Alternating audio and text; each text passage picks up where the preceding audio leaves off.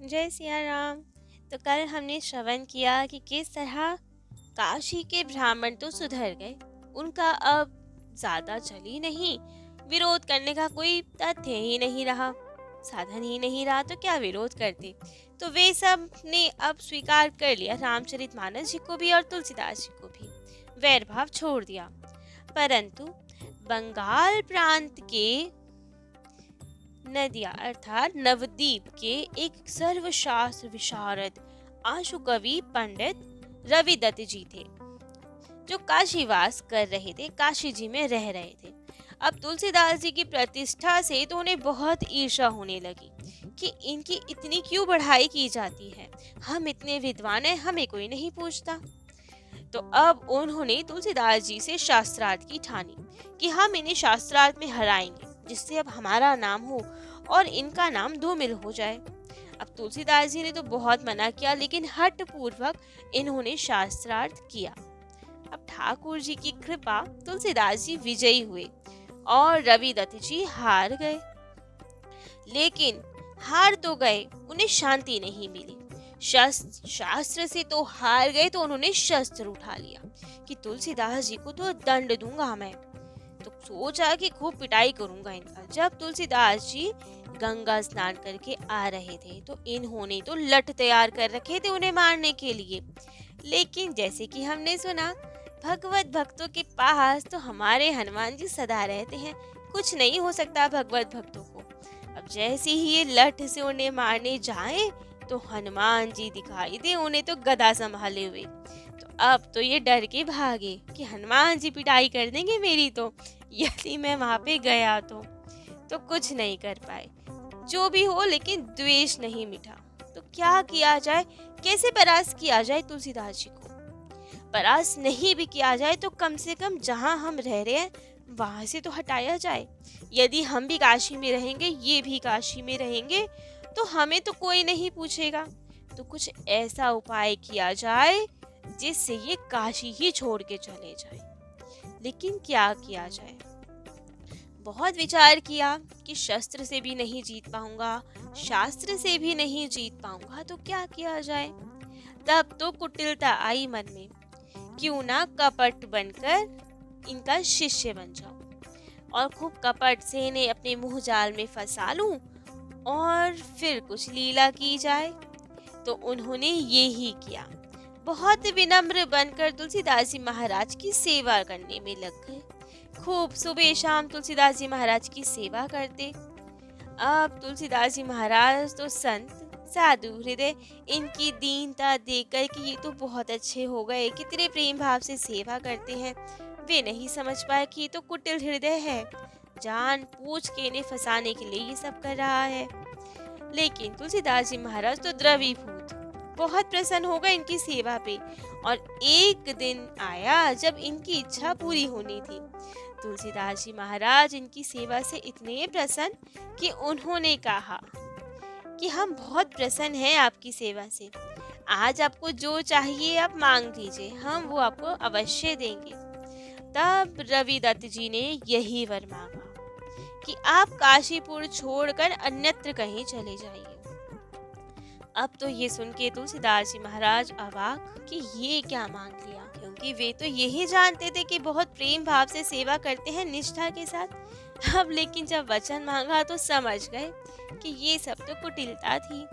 लेकिन अब वचनबद्ध थे, राम जी वाले अपना वचन नहीं तोड़ते कभी। रघुकुल रीत सदा चली आई, प्राण जाए बरु वचन न जाए।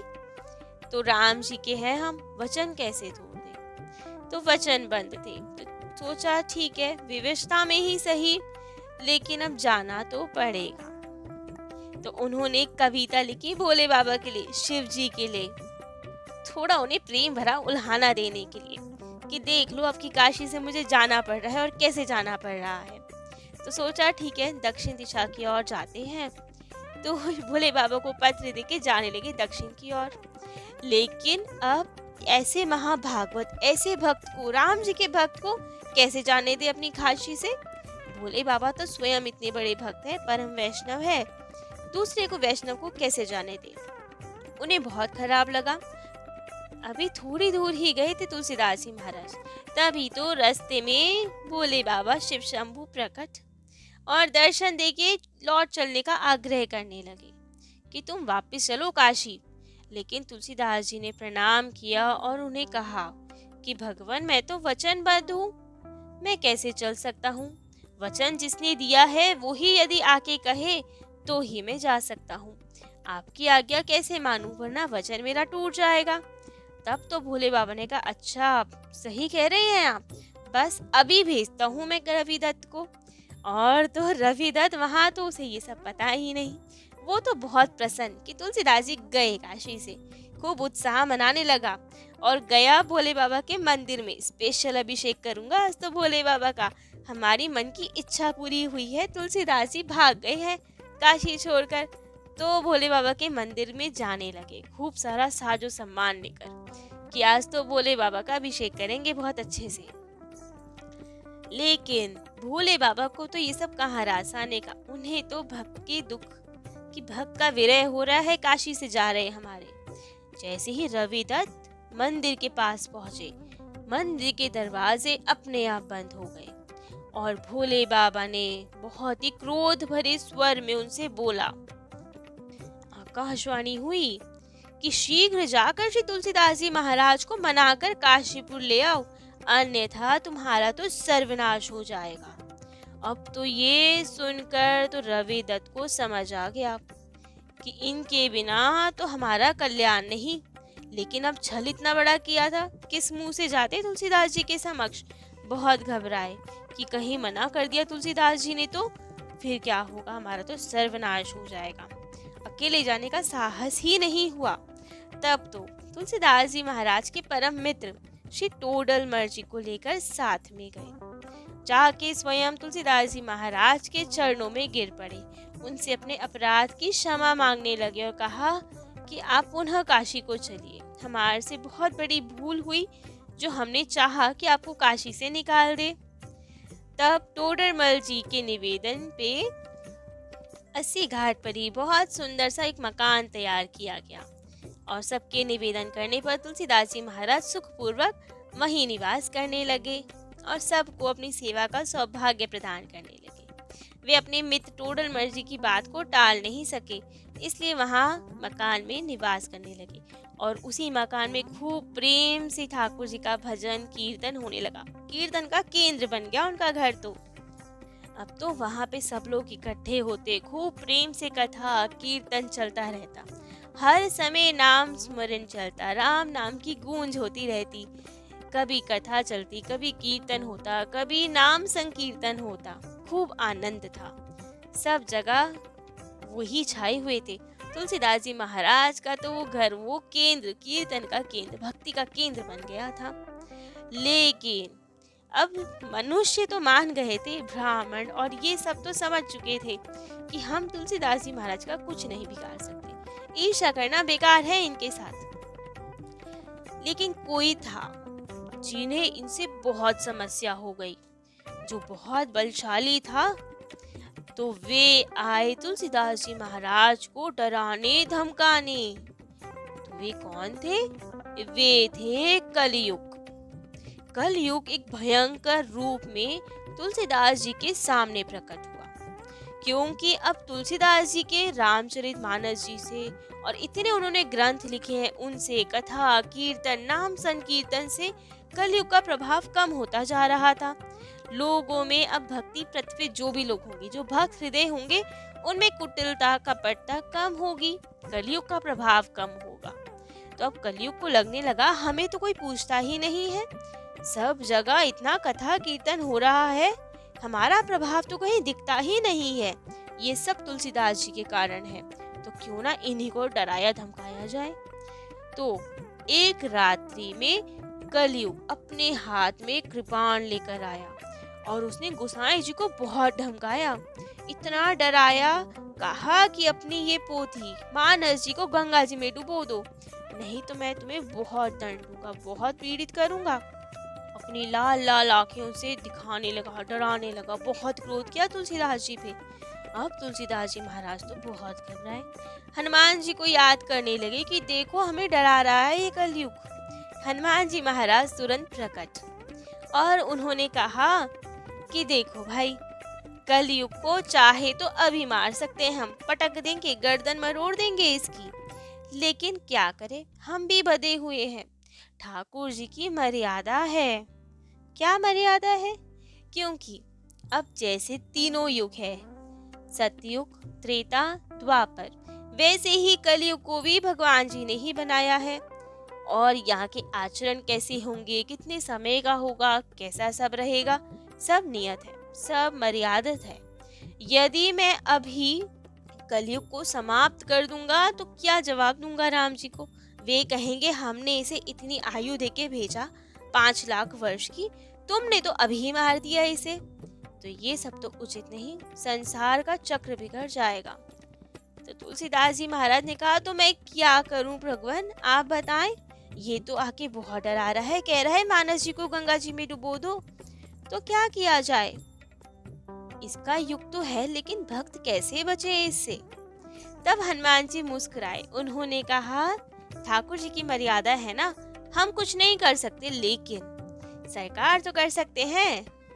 तो आप एक पत्र लिखिए, विनय का पत्र, उसमें अपनी मनोदशा लिखिए, सब बता दीजिए सरकार को कि कलयुग कैसे डरा रहा था आपको, शिकायत कर दीजिए कलयुग की और अपनी दीनता प्रकट कीजिए, कैसे यहाँ पे जीवन निर्वाह है। सब जीवों की ओर से एक विनय का पत्र लिखो राम जी को और हमें दो, हम ले जाके राम जी के चरणों में रख देंगे। और जब वे ये विनय का पत्र पढ़ेंगे तो वो तो है ही करुणा निधान, तुरंत ही द्रवित हो जाएंगे और फिर तो सब बात बन जाएगी।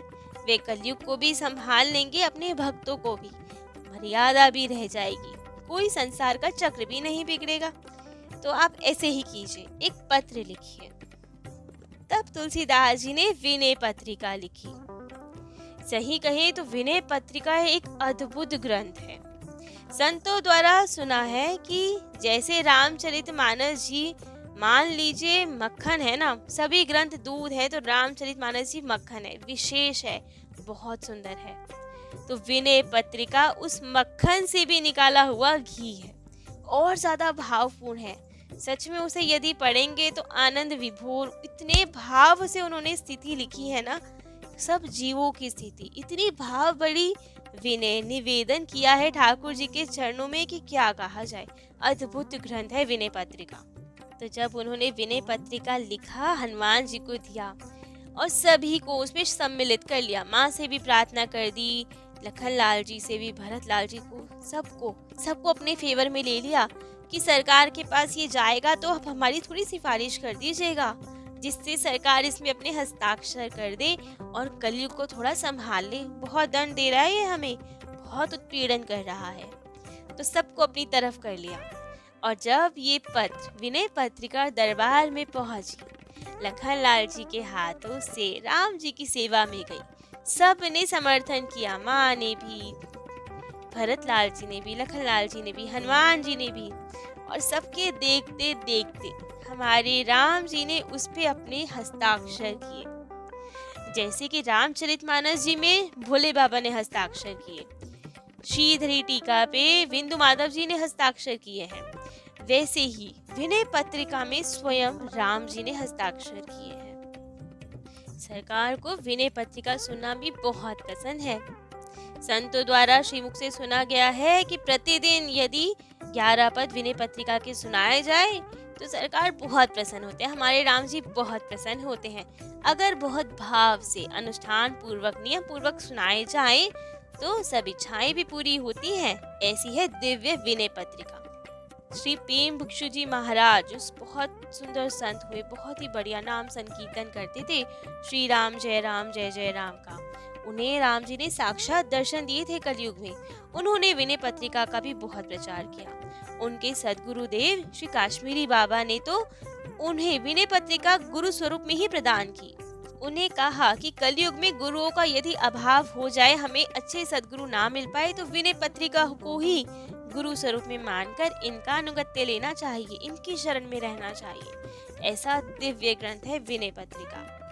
कनक भवन श्री अयोध्या जी में तो आज भी जब वहाँ पे संध्या में पद गायन होते हैं तो विनय पत्री का एक पद जो हमारी माता जानकी से रिलेटेड है, वे तो आज भी प्रतिदिन वहाँ गाया जाता है। अधिकतर पद गायन के बाद जो अंतिम पद होता है वो यही पद लिया जाता है, जिसमें माता जानकी की स्तुति की गई है तुलसीदास जी महाराज के द्वारा। तो वे पद है, कबहु अम्ब अवसर पाई, मेर योह सुधि ध्याई, कछु करुण कथा चलाई, दीन सब अंगहीन, छीन मनिन अघिय घाय, नाम ले भरे उदर, एक प्रभु दासी दास कहाय, बूझिए सो है कौन, कहीं भी नाम दशा जनाए, सुनत राम कृपालु के, मेरी बिगड़ियो बनी जाए, जानकी जग जननी जन की, किए बचन सहाय, तरे तुलसीदास भवतव नाथ गुण गन गाए।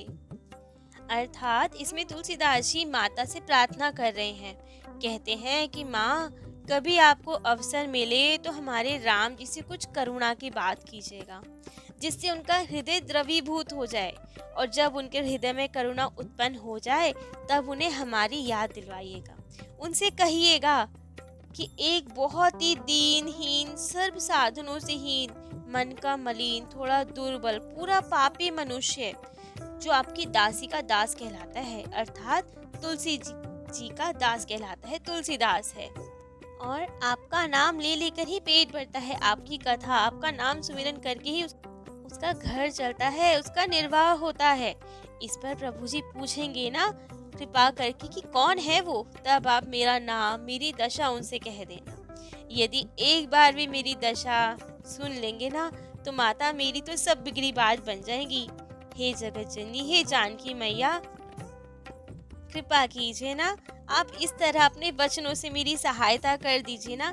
और कहा कि माँ, यदि आपने मेरी सिफारिश कर दी ना राम जी के चरणों में, तो मैं भी आपके स्वामी का, आपके प्रिय राम जी का गुण गा गा कर तर जाऊंगा। तो कृपा कीजिए, मुझे भी भवसागर से तार दीजिए। तो यह है इतना सुंदर पद विनय पत्रिका का, जो कनक भवन में आज भी गाया जाता है और ठाकुर जी और माता जानकी को रिझाया जाता है। तो आज तुलसीदास जी महाराज के चरित्र में इतना ही। इनकी और लीलाएं, अभी तक तो ये सिर्फ अयोध्या जी गए ना, काशीपुरी गए, अब ये माता के घर भी अर्थात मिथिलापुरी भी यात्रा करने जाएंगे, और इनकी वो यात्रा हम कल अपने कथा रसिक श्री सीताराम जी को श्रवण कराएंगे। तो आज के लिए इतना ही। जय जय श्री सीताराम।